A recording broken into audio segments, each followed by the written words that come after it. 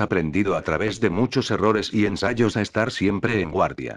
El primer aviso que tuve de la peste fue a través de nuestros amigos y clientes en Taiwán. Llamaron a quejarse de nuestro nuevo software de decodificación de mensajes. Aparentemente había presentado fallas al descifrar unos emails de sus fuentes en la República Popular, o al menos los había descifrado tan mal, que el mensaje resultaba incomprensible. Sospeché que el problema no debía estar en el software, sino en los mensajes como tal. Los rojos del continente, y supongo que ya no los llamaban rojos, y pero ¿qué espera de un viejo como yo? Los rojos tenían la mala costumbre de usar muchos tipos diferentes de computadores, de distintos países y generaciones. Antes de sugerirle esa solución a Taipei, pensé que sería una buena idea revisar yo mismo los mensajes. Me sorprendió ver que los caracteres estaban claramente decodificados. Pero el texto y tenía que ver con algún tipo de virus que primero eliminaba a la víctima, y luego reanimaba el cadáver como algún tipo de animal furioso y homicida. Por supuesto, no creí que eso fuese literal, especialmente porque unas pocas semanas después, estalló una crisis en el área de Taiwán y todos los mensajes sobre cadáveres reanimados dejaron de llegar. Sospeché que había una segunda capa de encriptación, un código dentro de otro código.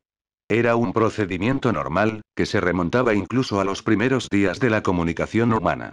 Por supuesto que los rojos no podían estar hablando de cadáveres reales. Tenía que ser algún sistema nuevo de armas, o un plan de guerra ultra secreto. Dejé el asunto ahí, y traté de olvidarme de él. Sin embargo, como uno de sus grandes héroes nacionales solía decir, mi sentido arácnido me alertaba. Poco tiempo después, durante la recepción de la boda de mi hija, me encontré hablando con uno de los profesores de mi yerno en la Universidad Hebrea. El tipo era un hablador, y había bebido más de la cuenta. Me dijo que un primo suyo había estado haciendo algún trabajo en Sudáfrica, y le había contado algunas historias sobre golems. ¿Usted conoce la historia del golem? Esa vieja leyenda de un rabino que le dio vida a una estatua inanimada. Mary Shelley se robó esa idea para su libro Frankenstein. Al principio no le dije nada, solo escuché. El tipo siguió hablando acerca de unos golems que no estaban hechos de arcilla, ni eran dóciles y obedientes. Tan pronto como mencionó que eran cadáveres reanimados, le pedí su número. Resultó que su primo había estado en Ciudad del Cabo en una de esas excursiones extremas, creo que era buceo alimentando tiburones, y hace un gesto girando los ojos. Al parecer, un tiburón le había arrancado un bocado justo del trasero, y por eso se encontraba internado en el hospital Grote Schur cuando llegaron las primeras víctimas del poblado de Cayelixa.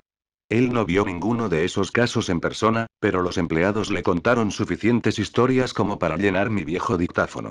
Luego presenté su relato, junto con los emails chinos descifrados, a mis superiores. Fue en ese momento que me vi beneficiado por las particulares circunstancias de nuestra precaria seguridad. Antes, en octubre de 1973, cuando los ataques coordinados de los árabes nos hicieron retroceder casi hasta el Mediterráneo, habíamos tenido todos los informes de inteligencia a nuestra disposición, todas las señales de alerta, y simplemente habíamos dejado caer la bola. Nunca creímos en la posibilidad de un ataque total, coordinado y convencional por parte de varias naciones, y mucho menos durante nuestros días de fiesta más sagrados.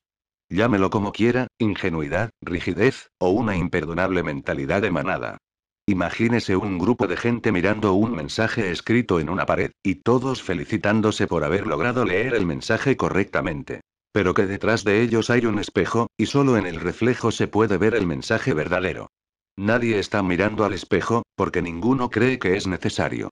Bueno, después de que los árabes casi lograron terminar lo que Hitler había empezado, nos dimos cuenta de que no solo era necesario mirar al espejo, sino que eso debía formar parte de nuestra política nacional.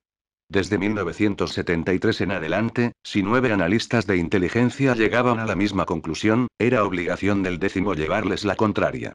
Sin importar qué tan remota o absurda pudiese ser una conclusión, uno siempre debía investigar más a fondo. Si la planta nuclear de un país vecino podía ser usada para fabricar plutonio para armas, uno investigaba. Si se corría el rumor de que algún dictador estaba construyendo un camión tan grande que podía disparar cápsulas de antrax a través de países enteros, uno investigaba. Y si existía la más mínima posibilidad de que los muertos estuviesen siendo reanimados como máquinas asesinas sin control, uno investigaba e investigaba hasta dar con la absoluta verdad. Y eso fue lo que hice, investigué. Al principio no fue fácil. Con China fuera del juego y la crisis en Taiwán había cortado cualquier fuente de inteligencia y me quedaron muy pocos lugares para conseguir información. La mayoría era basura, especialmente la de Internet. Zombies del espacio y el Área 51. ¿Y cuál es la obsesión que tienen en su país con el Área 51? Después de un tiempo comencé a conseguir datos más útiles. Casos de rabia similares a los de Ciudad del Cabo y el nombre de rabia africana se lo pusieron luego. Descubrí las evaluaciones psicológicas de una tropa de soldados canadienses que habían regresado poco antes desde Kirguistán. Encontré un artículo en el blog de una enfermera brasileña, en el que les contaba a sus amigos sobre el asesinato de un cardiólogo. La mayor parte de mi información salió de la Organización Mundial de la Salud. Las Naciones Unidas son una obra maestra de la burocracia, con miles de fragmentos de información valiosa, enterrados bajo montañas de reportes que nadie lee. Encontré incidentes similares por todo el mundo, todos ellos descartados por medio de otras explicaciones más posibles. Todos esos casos me permitieron formar un único mosaico de esa nueva amenaza. Los sujetos en cuestión estaban muertos de verdad, eran hostiles, y se estaban esparciendo sin lugar a dudas. También hice un descubrimiento muy esperanzador. ¿Cómo eliminarlos? Destruir el cerebro. Se ríe. Hablamos de eso hoy en día como si fuera cosa de magia, como el agua bendita o una bala de plata, pero ¿por qué no sería lógico pensar que destruir el cerebro acabaría con esas criaturas? ¿Acaso no es la mejor manera de eliminarnos a nosotros? ¿Los seres humanos? Asiente. ¿No es eso todo lo que somos? Un cerebro que es mantenido con vida por una compleja y vulnerable máquina llamada cuerpo.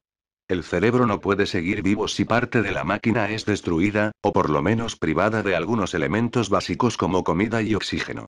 Esa es la única diferencia considerable entre nosotros y los muertos vivientes. Sus cerebros no necesitan de todo ese sistema de soporte para vivir, así que es necesario atacar el órgano directamente. Su mano derecha, imitando una pistola, se levanta y apunta hacia su sien. Una solución muy simple, pero solo si se conoce el problema. Debido a la velocidad con la que se estaba propagando la plaga, pensé que sería prudente verificar mis datos con los círculos de inteligencia extranjeros. Paul Knight había sido mi amigo por muchos años, desde que trabajamos juntos en Entebbe. La idea de usar una copia del Mercedes negro de Amin fue suya. Paul había dejado de trabajar para el gobierno desde las reformas de su agencia, y se había ido a trabajar con una firma privada de consultoría en Bethesda, Maryland. Cuando llegué hasta su casa, me sorprendió ver que no solo había estado trabajando en el mismo asunto que yo, en su tiempo libre, claro, sino también que su archivo era tan grueso y pesado como el mío. Nos pasamos toda una noche leyendo cada uno los descubrimientos del otro. Ninguno de los dos habló. No creo que ninguno fuese consciente de la presencia del otro, o del mundo a nuestro alrededor, excepto por las palabras que teníamos frente a nuestros ojos. Terminamos de leer casi al mismo tiempo, justo cuando el cielo comenzaba a aclarar por el oriente. Paul pasó la última página, luego me miró y dijo muy convencido: «Esto se ve mal, ¿eh?» Asentí, él también, y luego dijo: «Entonces, ¿qué vamos a hacer al respecto?» Y así fue como se escribió el informe Warren-Brundtland. Desearía que la gente dejara de llamarlo así. Había al menos otros 15 nombres en ese informe. Epidemiólogos, agentes de inteligencia, analistas militares, periodistas, incluso un árbitro de la ONU que había estado vigilando las elecciones en Yakarta cuando ocurrieron los primeros casos en Indonesia. Cada uno era un experto o experta en su campo, y todos habían llegado a una conclusión similar antes de que los contactáramos. Nuestro informe tenía menos de 100 páginas. Era conciso, incluía todo lo esencial, y era todo lo que pensamos que había que saber para evitar que la infección se convirtiese en una epidemia. Sé que gran parte del crédito se lo han dado al plan de guerra sudafricano, y eso es justo, pero si más gente hubiese leído nuestro informe y trabajado para hacer realidad sus recomendaciones, ese plan nunca hubiese tenido que existir. Pero algunas personas sí leyeron y creyeron en su informe. Su propio gobierno pero fueron muy pocos, y vea lo que eso nos costó. Belén, Palestina. Con su aspecto duro y sus modales pulidos, Saladin Kader podría ser una estrella de cine. Es amigable pero nunca exagerado, seguro de sí mismo pero no arrogante. Trabaja como profesor de planeación urbana en la Universidad Khalil Gibran, y, naturalmente, es el amor platónico de todas sus estudiantes. Nos sentamos bajo la estatua del personaje que da su nombre a la universidad. Como casi todo lo demás en una de las ciudades más pobladas de Medio Oriente, el bronce pulido de la figura brilla bajo el sol. Nací y me crié en Ciudad de Kuwait. Mi familia era una de las pocas